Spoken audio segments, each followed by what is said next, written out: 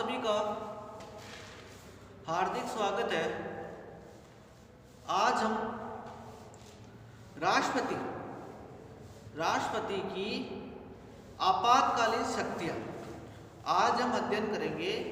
राष्ट्रपति की आपातकालीन शक्तियाँ किसके बारे में? आपातकालीन शक्तियाँ के बारे में। जो भारत का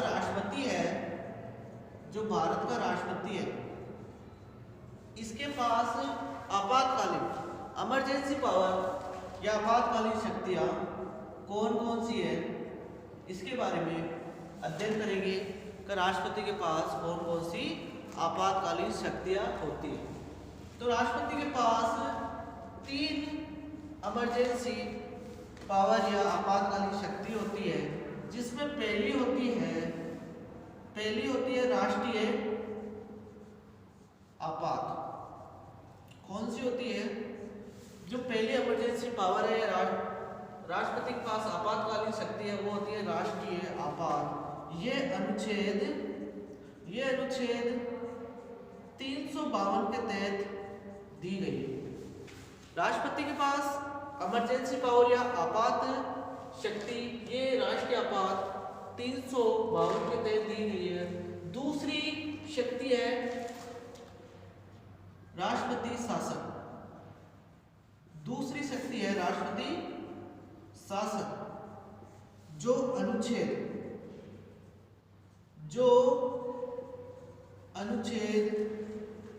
356 के तहत राष्ट्रपति को शक्ति दे रखी है। राष्ट्रपति को राष्ट्रपति शासन किसी भी राज्य में राष्ट्रपति शासन लगा सकता है। वो अनुच्छेद 356 के तहत राष्ट्रपति को इमरजेंसी या आपातकालीन शक्तियों के बारे में बताया गया है। और इसके बाद में राष्ट्रपति की जो अंतिम शक्ति है वो है वित्तीय आपात। राष्ट्रपति को लगे कि भारत में या तो पूरे भारत में या कहीं पे भी क्या है वो हो गया कि इमरजेंसी वित्तीय पैसों की भूखमरी या कुछ ऐसी इमरजेंसी होगी जिसकी वजह से राष्ट्रपति वित्तीय आपात लगा सकता है। ये कौन सा अनुच्छेद है? ये अनुच्छेद 360 के तहत बता रखा है। राष्ट्रपति के पास 360 के तहत राष्ट्रपति वित्तीय आपात लगा सकता है, या तो किसी एक क्षेत्र में या पूरे भारत में वित्तीय आपात लगा सकता है। तो राष्ट्रपति के पास ये 3 आपातकालीन शक्तियां। अब यहाँ से एक चीज समझने वाली बात है, ये संविधान के कौन से भाग में राष्ट्रपति के पास आपातकालीन शक्ति है। तो राष्ट्रपति के पास जो आपातकालीन शक्तियां है वो कौन से भाग में है, तो ये भी चीज अपन को ध्यान रखनी है। तो राष्ट्रपति के पास जो आपातकालीन शक्ति है वो भाग 18 में है। 18 भाग 18 में राष्ट्रपति के पास आपातकालीन शक्तियों के बारे में बताया गया। कौन सी शक्तियां? आपातकालीन शक्तियों के बारे में बताया गया है। इसके अलावा ये भाग 18 में कौन कौन से अनुच्छेद है जो राष्ट्रपति के पास आपातकालीन शक्तियों के बारे में है? तो अनुच्छेद 352 से 360 तक अनुच्छेद कौन से? अनुच्छेद 352 से 360 तक कौन सी है? आपातकालीन शक्तियां हैं। तो ये चीजें भी अपन को ध्यान होनी चाहिए। अब यहाँ से क्वेश्चन आता है, जो राष्ट्रपति के पास जो आपातकालीन शक्तियां हैं वो हम कौन से देश से प्रभावित होकर लिए? हमने जो भारत के संविधान सभा के सदस्य थे वो राष्ट्रपति को आपातकालीन शक्तियां दी, वो कौन से देश से प्रभावित होकर ली है? तो ये भी हमको ध्यान रखनी होती है। तो ये भी हमको ध्यान रखना है। तो ये जर्मनी से जो राष्ट्रपति के पास जो आपातकालीन शक्तियां है वो जर्मनी से प्रभावित होकर हमने ली है। कहाँ से ली है? ये हमने जर्मनी से। कौन से देश से? जर्मनी से प्रभावित होकर हमने राष्ट्रपति की आपातकालीन शक्तियां लिए। कहां से लिए? राष्ट्रपति की शक्ति हमने जो जर्मनी से प्रभावित होकर लिए। तो ये तो मोटा ढांचा हमने एक बार देख लिया। राष्ट्रपति के पास आपातकालीन शक्तियां भाग 18 में है। 352 से लेकर 360 तक राष्ट्रपति के पास आपातकालीन शक्तियां हैं। और ये राष्ट्रपति के पास जो आपातकालीन शक्तियां हैं हमने जर्मनी से प्रभावित होकर लिए है। और राष्ट्रपति के पास तीन प्रकार की इमरजेंसी पावर या आपातकालीन शक्ति। पहली है राष्ट्रीय आपात ये 352 के तहत, राष्ट्रपति शासन 356 के तहत और वित्तीय आपात ये अनुच्छेद 360 के तहत। अब हम सबसे पहले राष्ट्रीय आपात 352 के तहत राष्ट्रपति के पास कौन कौन सी राष्ट्रीय आपात के तहत शक्ति है, कितने तरह की शक्ति, इसमें डिटेल से अध्ययन करेंगे, विस्तार से अध्ययन करेंगे कि राष्ट्रपति के पास जो राष्ट्रीय आपात है इसमें कितना पावर राष्ट्रपति के पास है, कितना पावर राष्ट्रपति के पास है राष्ट्रीय आपात। तो ये भी चीजें हमको ध्यान होनी चाहिए। क्या होनी चाहिए? ये चीजें भी हमको ध्यान होनी चाहिए, तो इनको भी हम उनको पढ़ेंगे। तो अब है राष्ट्रपति के पास जो पहली है इमरजेंसी पावर राष्ट्रीय आपात। कौन सी? राष्ट्रीय आपात। राष्ट्रीय आपात राष्ट्रपति के पास राष्ट्रीय आपात अनुच्छेद 352 के तहत, कौन सा? अनुच्छेद 352 के तहत राष्ट्रपति के पास ये शक्ति होती है। 352 के तहत राष्ट्रपति के पास ये शक्ति होती है राष्ट्रीय आपात। इसमें क्या होता है? इसमें अगर राष्ट्रपति को लगे, क्या अगर राष्ट्रपति को लगे भारत में कहीं भी युद्ध चल रहा है, अगर बाह्य आक्रमण हो जाए, सशस्त्र विद्रोह हो जाए, तो इनकी आशंका पे, क्या अगर इनकी आशंका पे या इनकी स्थिति भी पता चल जाए तो ये राष्ट्रपति क्या लगा सकता है? राष्ट्रीय आपात लगा सकता है। 3 शर्तें इसमें कितनी है? 3 शर्तें। अगर युद्ध की स्थिति हो जाए, राष्ट्रपति को लगे कहीं युद्ध होने वाला है, अगर बाहरी आक्रमण हो जाए, बाहरी आक्रमण और सशस्त्र विद्रोह, कौन सा? सशस्त्र विद्रोह। अगर ये राष्ट्रपति को लगे ये 3.3 बिंदु लगे राष्ट्रपति को, ये इनकी वजह से राष्ट्रपति को लगे, तो राष्ट्रपति भारत में राष्ट्रीय आपातकाल की घोषणा कर सकता है। राष्ट्रीय आपात की घोषणा कर सकता है। इसमें क्या होता है?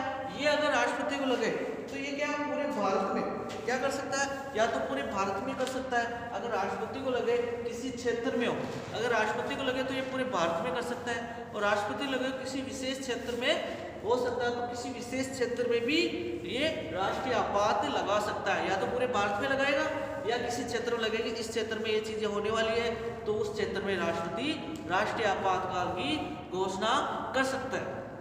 अब संविधान में 44वां संविधान संशोधन किया गया। कब? संविधान में 44वां संविधान संशोधन किया गया। 44वां संविधान संशोधन किया गया, जिसके तहत 44वां संविधान संशोधन किया गया, जिसके तहत क्या किया गया? इसमें एक संशोधन करके क्या कर दिया कि राष्ट्रपति जो राष्ट्रीय आपातकाल की घोषणा करेगा वो मंत्रिमंडल लिखित सिफारिश करेगा तभी कर सकता है। क्या? अगर मंत्रिमंडल क्या करेगा? अगर मंत्रिमंडल लिखित घोषणा करेगा, क्या करेगा? अगर लिखित घोषणा करेगा तभी क्या कर सकता है राष्ट्रपति? ये लिखित घोषणा के आधार पर राष्ट्रीय आपात की घोषणा कर सकता है। राष्ट्रीय आपात की घोषणा इस लिखित मंत्रिमंडल अगर लिख कर देगा तभी ये राष्ट्रीय आपात की घोषणा कर सकता है, इसके अलावा नहीं कर सकता है। अब एक चीज सोचने वाली ये बात है, जब भारत का संविधान बना था तब ये 3 पॉइंट नहीं थे। कितने? ये 3 पॉइंट नहीं थे। इनमें से जो सशस्त्र विद्रोह है, ये जो शब्द है सशस्त्र विद्रोह, इसमें क्या था? इससे पहले भारत में क्या था? 44वां संविधान संशोधन किया गया। कौन सा? 44वां संविधान संशोधन किया गया। तो ये सशस्त्र विद्रोह किसकी जगह? आंतरिक अशांति, ये शब्द प्रचलित था। कौन सा? आंतरिक अशांति। इस सशस्त्र विद्रोह की जगह 1978 से पहले क्या था? आंतरिक अशांति शब्द ये प्रचलित था। उस समय क्या था? 44वां संविधान संशोधन हुआ, उससे पहले जब भारत के संविधान में एक संशोधन हुआ। कौन सा? 44वां संविधान संशोधन हुआ भारत के संविधान में। कौन सा हुआ? संविधान संशोधन। उसमें क्या हुआ, उसमें ये संशोधन से पहले क्या था, उसमें यह था भारत में अगर कहीं पे भी युद्ध हो, भारत में ये लगे कि कोई बाहर से आक्रमण करने वाला हो और भारत में ऐसा लगे कहीं आंतरिक अशांति फैल गई हो, तो इनके हिसाब से राष्ट्रीय आपात लगा सकता। लेकिन संविधान में 44वां संविधान संशोधन किया गया। कौन सा संशोधन किया गया, ये 44वां संविधान संशोधन किया गया। इस संशोधन के तहत क्या, ये संविधान में संशोधन किया गया। इस संशोधन के तहत क्या हुआ, इस संशोधन के तहत जो आंतरिक अशांति शब्द था इसको हटा दिया गया। ये शब्द हटा के क्या लिख दिया गया, सशस्त्र विद्रोह। क्या लिख दिया गया, सशस्त्र विद्रोह। तो ये छोटी छोटी चीजें भी अपन को ध्यान में रखनी है, ये छोटी छोटी बातें भी अपन को ध्यान में रखनी है। कोई सा भी क्वेश्चन कहीं से भी पूछा जा सकता है। एग्जाम में जो पेपर बनाने वाला होता है, जो एग्जाम में पेपर आता है, वो पेपर बनाने वाला होता है, वो सारी चीजें सोच के ही पेपर बनाता है। कोई एक चीज पे फोकस करके नहीं बनाता है, उसके दिमाग में सारी चीजें होती है कि स्टूडेंट को कहाँ से समझ में आ रहा है, स्टूडेंट कौन सा मेरा क्वेश्चन का जवाब दे पा रहा है या नहीं दे पा रहा है। जहाँ से स्टूडेंट ने सवाल के कम जवाब दिए, वो एग्जामिनर वहीं से क्वेश्चन बनाता है, क्योंकि सभी स्टूडेंट को वो एक अनुपात में बांट लेता है कि कौन सा स्टूडेंट सवाल का जवाब दे पाता है, सबसे कम सवाल के जवाब कौन से पे आता है, तो उसी के हिसाब से वो पेपर बनाता है। तो ये चीजें ध्यान रखना है। राष्ट्रीय आपात में क्या है, ये जो आंतरिक अशांति शब्द था वो हटा के सशस्त्र विद्रोह शब्द लिख दिया गया है। कौन सा, सशस्त्र विद्रोह शब्द। अब ये जो राष्ट्रीय आपात है, ये क्या करते हैं, इसमें क्या होता है कि जब राष्ट्रीय आपात को 1 महीने के अंदर क्या करना पड़ता है, संसद के दोहरे सदन में पारित करना होता है। क्या, जब राष्ट्रीय आपात अगर मंत्रिमंडल ने लिखित में सूचना दे दी राष्ट्रपति को, आप भारत में राष्ट्रीय आपात लगो या किसी क्षेत्र में राष्ट्रीय आपात लगो, ये तो मंत्रिमंडल ने क्या दे दी, लिखित में सूचना दे दी।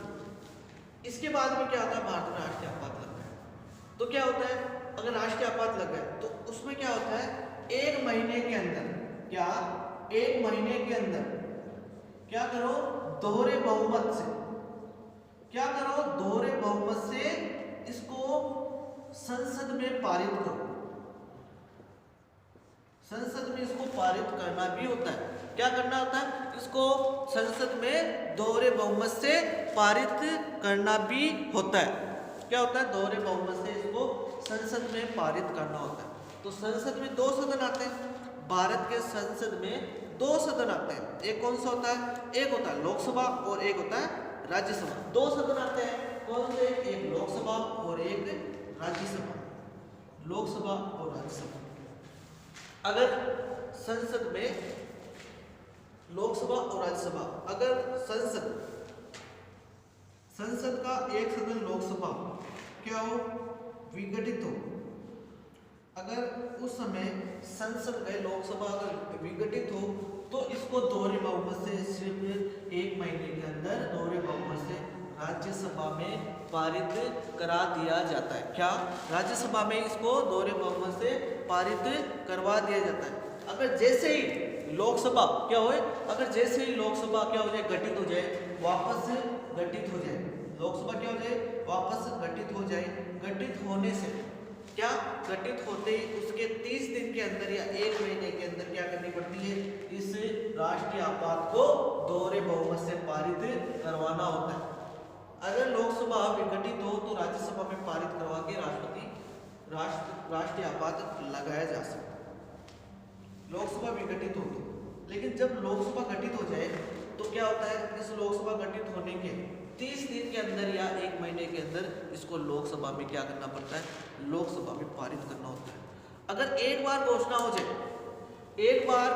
जाए कि राष्ट्रीय आपात लग गया, संसद में पारित भी हो जाए, घोषणा होने के बाद संसद में पारित भी हो जाए, तो ये कानून, ये राष्ट्रीय आपात कितने महीनों तक प्रभावित होगा, तो कम, ये क्या प्रभावित होगा, तो ये 6 महीनों तक प्रभावित होगा। कितने, ये कानून सिर्फ राष्ट्रीय आपात 6 महीने तक रह सकता है।